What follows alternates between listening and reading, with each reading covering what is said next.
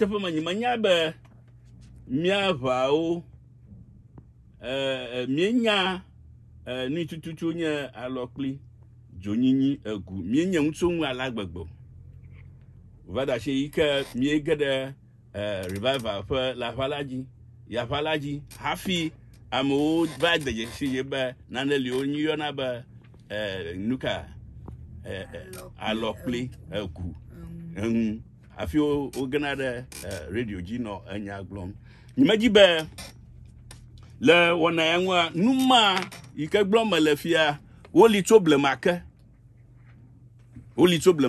eye woʋu revival fia ha menye gbe o edzidzi aha eke fifia fi wo de dzesi be numawo lia omega tɔtɔ amawo omega va tɔtɔ mawo ne be ya dra atike ya dzagba na va dra atike menye be na be ya tɔtɔ mawo afia no atike dra mo biabia ko nye be nenye be na dzi nyɔnuvi wo chichim ye ne kpɔ be nyɔnuvi ma egbodo medem ne va do bi ne be mega fofu biabia le nye be de tutum be ne ya egbodo medede adzi lo alo de be ne tso dzi kpɔtɔ wo we dzi nyɔnuvi ma tsi gbodo medem tso gbodem ye ne kplo nyɔnuvi ma va do bi ne be ma ga fofu biabia le nye be eyi ne va do bi ne be mega fofu o de ne gbɔgblɔm ne be ne to te gbodo medede lo alo ne yi gbodo medede adzi biabia le ma mada bia be nu ka te menye gblɔm do ha gon sisa ko nye be ne nye be mie ba alɔkpli li eguli eŋuli afɔdada kple bubu woli mie de dzesi nu ya wo be woli ya yi ke me gblɔm o gake fifia mie va gblɔ numawo be lɔkpli li emɔli na to axe mɔ na lɔkpli nenye be emɔli na to axe mɔ na lɔkpli de mie gbɔgblɔm na mawo be wone yi alɔkpli dɔwɔwɔ dzia nuya wo ha alɔkplia via de mie gblɔm mie be mɔli enuli yi ke wɔwɔ ko alɔkplia mega wo leke o de mie gbɔgblɔm na wo be wone yi alɔkpli ŋuwo wɔwɔ dzia wone yi amewo gbɔ dede dadaviwo gbɔ dede fofoviwo gbɔ dede me ye die me novia na die me de mie ye numa are we encouraging that hello de mie gblɔm ba me ona nya be numa afɔku he na veta one tɔte numa me dzi be mi kata mie nyama yata nebe over prevention is better than cure ne be mi nya be dɔlele ma wo lia nu mi awo nye be emɔ yi ke mi ato axe mɔ ne dɔlele ma be ma gavɔ yo le be mi awo mele be mia no gblɔm be dɔlele ma emɔli ke miato be ne ewe ha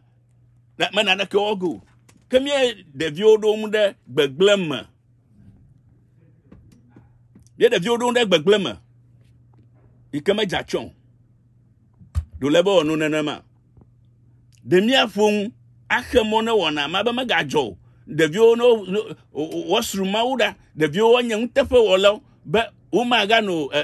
afɔ mo dem ovanya lɔkpli ovanya gu ovanya ŋu ano wodomo mia na onya be enu yo ona wo we ha nu mawo ve mia fie nu mawo na devio de je nu mawo ko o gbanwu le gbo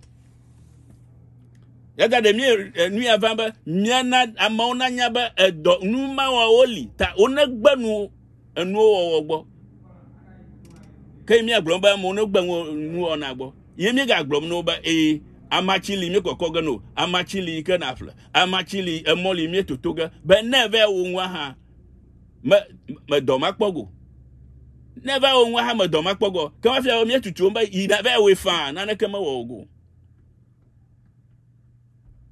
ne le nenema emo mi mo fia be atenwa yi anya sroto ayi gbome fa ela be mi emoli mi fia oge be ne yi gbome gbo ha na ne ke me wo go numo menye nu nye be mi afia le moju menye nu nye mi ade jeshi le moju be numa ne mi ne wi ko ne wo nu ya la ke na ne ke me wo go menye nu nye mi afia le moju na ma jene nemfe dode ne terengu abe gbedala na ne terengu abe hunona ne terengu abe sofona ne na degbelen na glone be magawe azon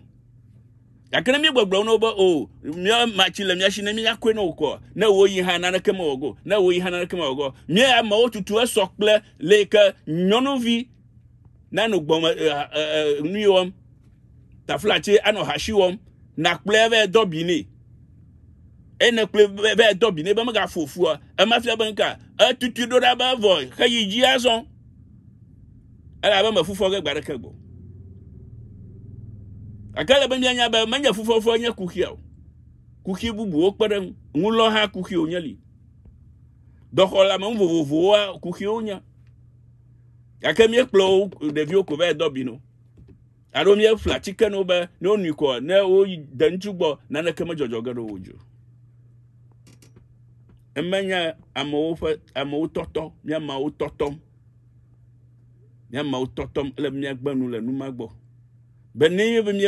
mi va revival mi va deje chi zobe numa oli ye mi va radio ya vala de share de dia ele mi akpogbo ba e mi funto nu gbegbe le numa ogbo mi agbanu le numa ogbo mi fun de vio so he o wasegon ba numa wo nu yiwe o he na vani kem manya ba mi afia o ba ne wole ko na ne kama jojogere ju ne wole ko na ne kama jogere ju anye dadale mi afa esawoji ka ne mi zore ngo